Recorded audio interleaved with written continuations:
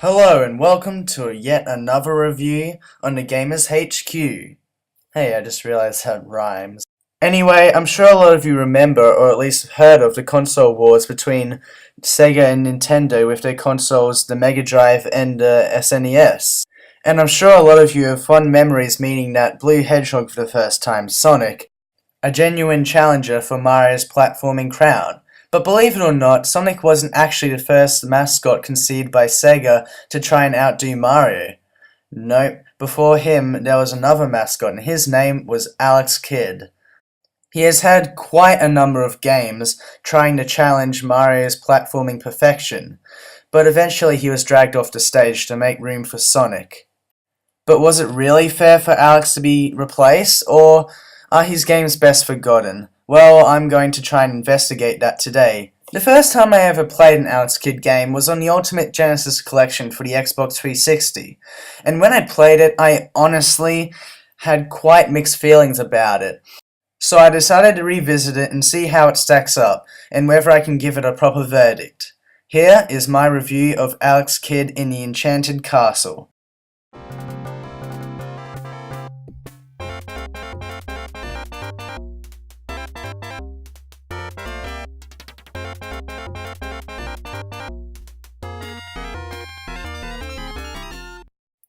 Alright, I am so ready. Let's go! Wait, what? Did I just die? Right then and there? That's it? That's all the health I get? One hit? And there's no way to extend it? What? Why would you do that? I mean, I have nothing against hard games, but this certainly doesn't look like one of those kind of games. I mean, it's all cutesy and everything. I guess looks really can be deceiving, but really? I mean, if you get all your lives lost, you have to go all the way to the beginning. I mean, even Contra, a game that is meant to be incredibly hard and hardcore, at least it gives you continues.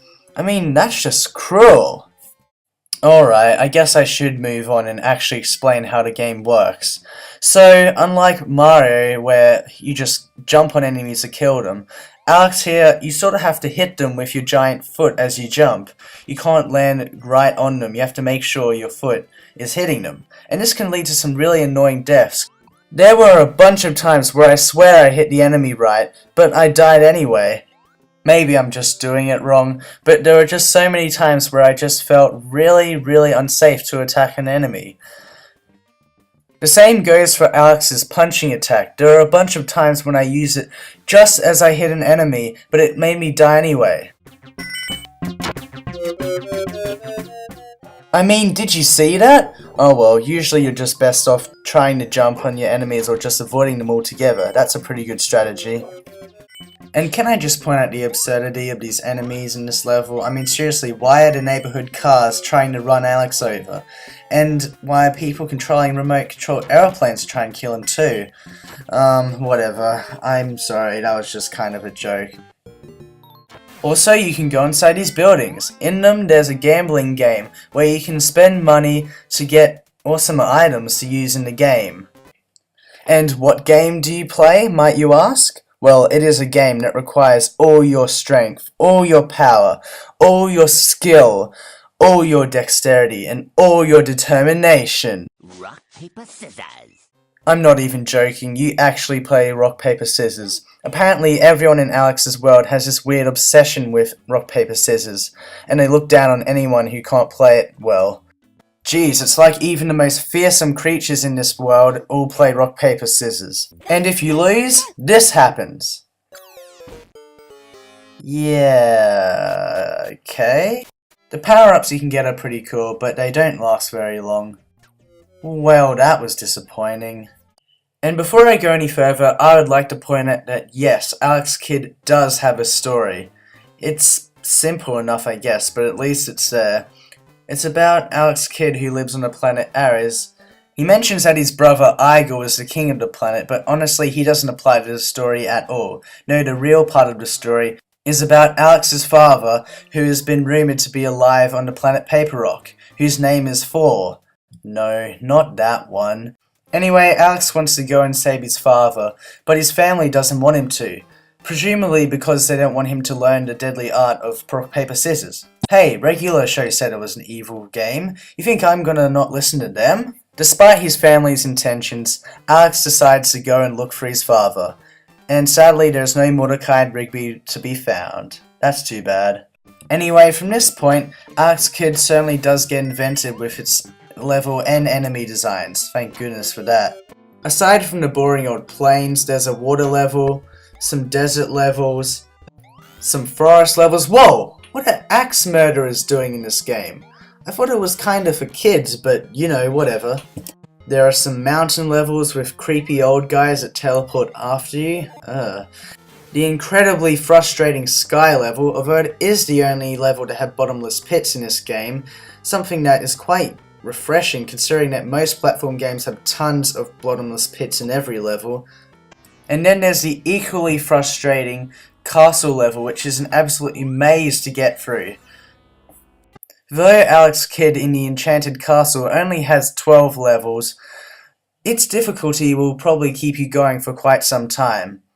However, if you hate trying to get through incredibly frustrating games like me, you might want to use save states, which the Genesis collection has. But if you want to finish it without using any, then you're gonna be busy for quite some time. The enemies are the main hazard in this game, and boy do they like to keep you on your toes. And let's not talk about those incredibly annoying boss battles. That's right, at the end of certain levels you're going to have to face a boss. And guess how you fight them? Just guess. Yep, that's right. Rock, paper, frickin' scissors. I kid you not. If you lose against them, you will die, right then and there. In fact, you only really have a 1 in 3 chance of winning. It's really annoying, as you can expect, but it is pretty good once you finally beat them. The last boss at least has some fighting. After you beat him in a rock, paper, scissors game, you have to fight him directly. However, you can just cheat your way right through this boss. In the castle there's a rock, paper, scissors game that lets you have an invincibility cloak. Using it you can quickly beat this boss in seconds. After beating this creature, Alex finally finds his father, who is king of paper rock. Wait, if he was king, couldn't he have stopped all those enemies from trying to kill Alex? I mean, that's a little irresponsible, isn't it? Oh well, Alex gives his father a hug and the game ends on a fairly happy note. Even if you can't get into the gameplay of this game, you can't deny that the presentation of this game is very good. The graphics are nice and colourful, and the music is pretty good to listen to, although not quite as catchy as it could be. But all in all, it's pretty good. So can I recommend Alex Kidd in the Enchanted Castle? Well, it all depends on the kind of person you are when it comes to platformers. If you like them really hard, then Alex Kidd is no exception, and you'll have a pretty good time. But if you get frustrated easily, you might want to try something easier. If you're interested in what Sega was like before Sonic came along, then this should be a pretty fun trip. If you want to try it, then definitely buy the Genesis collection for the Xbox 360 or PlayStation 3. It is quite the collection, I must say. You get quite a few games for a pretty low price. I only got mine for 20 bucks. And if you don't like Alex Kidd, then there'll be tons of other games to try. I might even do some reviews on those games.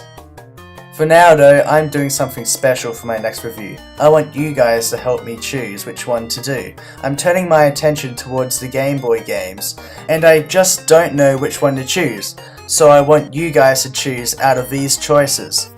There's Donkey Kong 1994, Super Mario Land 2, and Kirby's Dream Land 2. The link to the site to vote is in the description, so please don't leave your votes in the comments. The voting will finish on Friday the 27th, or earlier if I'm satisfied with the results, so vote quickly, and I hope to see your vote there. This is the Gamers HQ, signing out.